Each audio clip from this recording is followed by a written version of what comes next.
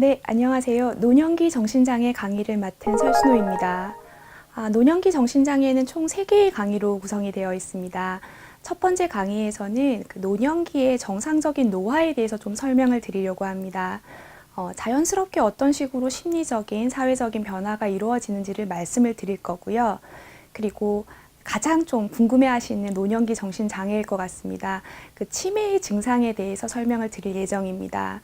이 강에서는 치매의 유형에 따른 원인과 그 치료 방법에 대해서 좀 더 구체적으로 들어가 보는 계획입니다.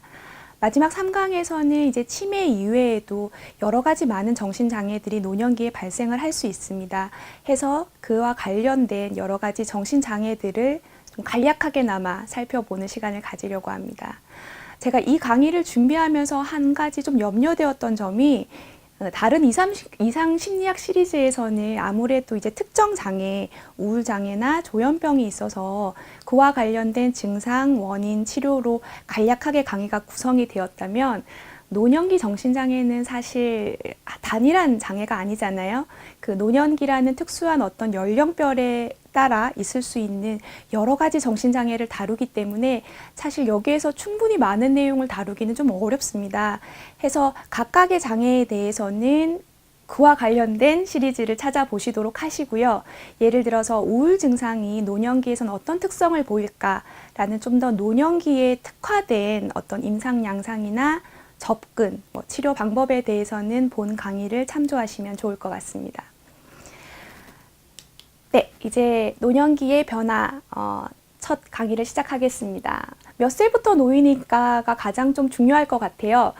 보통 65세 이상부터 노인으로 정의가 됩니다. 그리고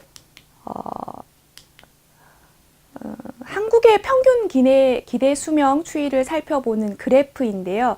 여기서 보시면 1970년대만 해도 지금 남녀 전체의 기대 수명이 61.9세였는데 지금 2012년도만 해도 81.4세로 거의 평균 기대 수명이 20세가량 증가가 되었거든요.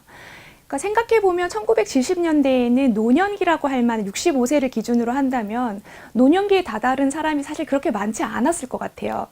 하지만 2012년도에는 이미 평균 기대 수명이 81.4세이기 때문에 상당히 많은 분들이 노년기에 이제 속하게 되는 거죠.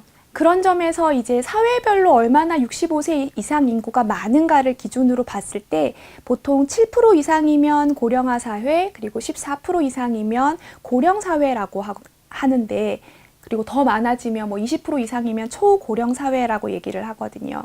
그런 점에서 한국의 경우에는 지금 2000년도에 이미 7.2%가 넘어서 고령화 사회로 진입이 되었고, 2017년도 사실 예상보다 굉장히 좀 빠른 속도였어요. 그 전까지는 2020년도 또는 2018년도를 예상을 했었는데 이미 2017년도에 14.0%가 넘어서 고령 사회에 진입이 된 상태입니다. 그리고 보통 이제 고령화 사회에서 고령 사회로 진입하는 기간이 얼마이냐가 매우 좀 중요한 의미를 가지는데요. 예를 들어서 프랑스 같은 경우에는 이 기간이 100년 정도가 걸렸다고 해요, 이상이. 그리고 미국 같은 경우에도 70년 이상이 걸린 거를 고려를 한다면 우리나라가 17년 만에 지금 고령 사회로 진입된 건 매우 빠른 속도라고 할 수 있습니다. 똑같이 이제 그 인구의 고령화로 인한 염려가 많은 일본에서도 24년이 걸렸다고 하니까요. 결국에 이제 고령 사회가 된다고 하면 두 가지 문제가 발생이 되는 것 같아요.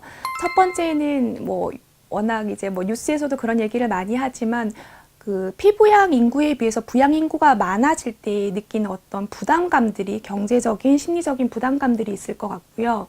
두 번째는 이제 노인 인구가 이렇게나 많아지고 있는데 실제로 사회적으로 이렇게 많은 노인 인구들이 어떤 식으로 심리 사회적인 적응을 할 수 있는가에 대한 인프라는 별로 구축이 되어 있지 않다는 거죠. 해서 본 강의에서도 좀 더 많은 분들이 이미 지금 노년기에 들어간 상태인데 어떤 식으로 노년기에 자연스러운 변화가 일어나는지에 대한 관심, 그리고 더불어서 이제 정신장애와 관련해서도 좀 더 노인 본인이나 그다음 노년기 소중한 가족이 이미 노년기를 통과하고 있는 경우, 대부분 이제 부모님들이시죠. 부모님들이 노년이 되어서 변화되어 가는 가정을 보는 자식분들, 이 모두 이 강의를 통해서 조금 더 노년기 어떤 심리적인 변화라든지 정신장애에 대한 관심을 가지고 살펴볼 수 있다면, 좀 따뜻한 관심과 이해를 할 수 있다면 더 좋겠다는 생각을 하면서 이 강의를 준비를 했습니다.